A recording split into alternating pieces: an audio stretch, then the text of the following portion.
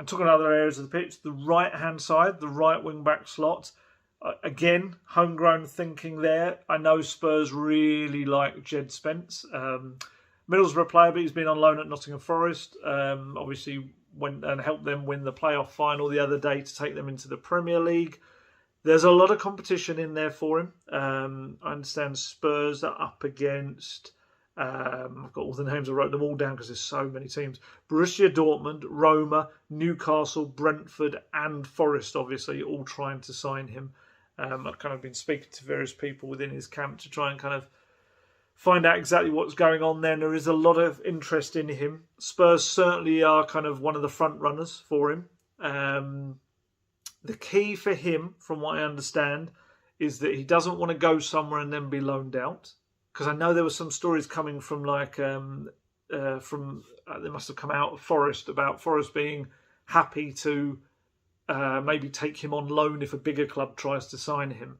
But I get the impression that if he does go to one of those bigger clubs that I've mentioned there, he'll want to go there and play.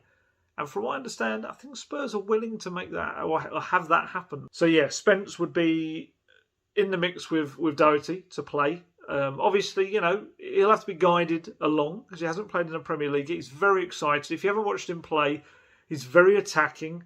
He's a big lad. He's not like a little wing back at all.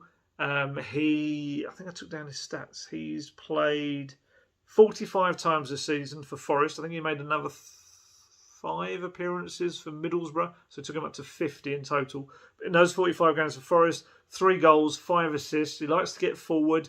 Good at defending. I think mainly in the playoff final, I actually was more impressed with his defending than his attacking. Spurs are the only one who's interested in, but there is interest from him in going to Tottenham because obviously, you know, playing under Conte, he's seen what he's done with Ryan Sessegnon, his England under-21 colleague, and you've got Champions League and Premier League football. There is plenty on offer to go to at Tottenham. Pratic's gone to watch him play as well and has been impressed. So yeah, keep an eye on Jed Spence and see what happens. It is the case that had Spurs not made the top 4, Liverpool were going to make a cheeky bid for Sonny. They were going to try to, purely because they knew that either Mane or Salah was going to go. And they thought they'd ever go because Klopp loves Sonny. You've probably seen after matches, they're always having a bit of a chuckle. I should stress, Spurs I don't think would ever have even entertained it. He'd only signed a new contract last summer as well. But I think Liverpool were maybe just going to try their luck and see where it got them. Big bid, obviously it would have had to be. With 3 years left on a 4-year deal, he signed a big deal. But like I say, I'm not even suggesting that Sonny would have even contemplated it. But certainly Spurs would have just gone, no, you're right. There's no way that they would have agreed to that. But obviously, it's all a moot point because Spurs got top 4 anyway. And they are in the Champions League. And you know, Sonny's like probably one of the most popular players in the club, with the fans, with the players, with the staff. Everyone loves Sonny. So yeah, I don't think that was probably ever going to be a goer, even if they had bid. But yeah, that's an interesting thing I found out this week. Obviously, with other attacking signings, we know that they want a more forward-thinking midfielder in terms of a central midfielder. Whether that ends up being Christian Eriksen, obviously that's been discussed. Bringing him back as, again, free agent. Conte's worked with him. He's a winner. He's just won a title last season. Obviously, what happened to him was a huge thing. Of course it was. But if anything, we can look at anything in the last few months of the season, he looked to be back to his best, I'd say. Really, really playing well for Brentford. It may well be that he wants to show loyalty to Brentford for kind of giving him that opportunity, but I think Spurs will certainly have a real long, hard look at that. And again, financially makes makes sense.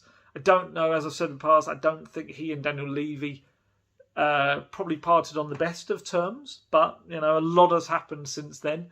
Obviously, it was quite difficult for Eriksen to try and kind of get out of the club when he wanted to go, wasn't it? It was a real long, protracted affair.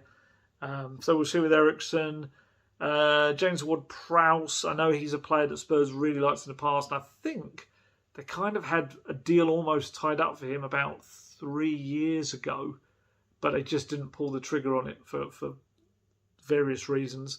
And of course, we now look at Ward-Prowse, and he's had a terrific season, and he's worth almost four times what they would have paid 3 years ago. And I think that may be the issue. I don't know whether they throw that sort of money at a player in that position on the pitch. I'm not sure that's the priority position for big money to go towards. I don't know. I mean, of course he's got quality. His set pieces are incredible. And it provides more there. He's not just a one-trick pony. But, keep an eye on that one. The homegrown element obviously works, but I'd say fee-wise, I'd wonder if that's too big for Tottenham in terms of what they want to do in that area. I'm not saying it's too big for them to pay, because we know they're going to have a bit of cash this summer.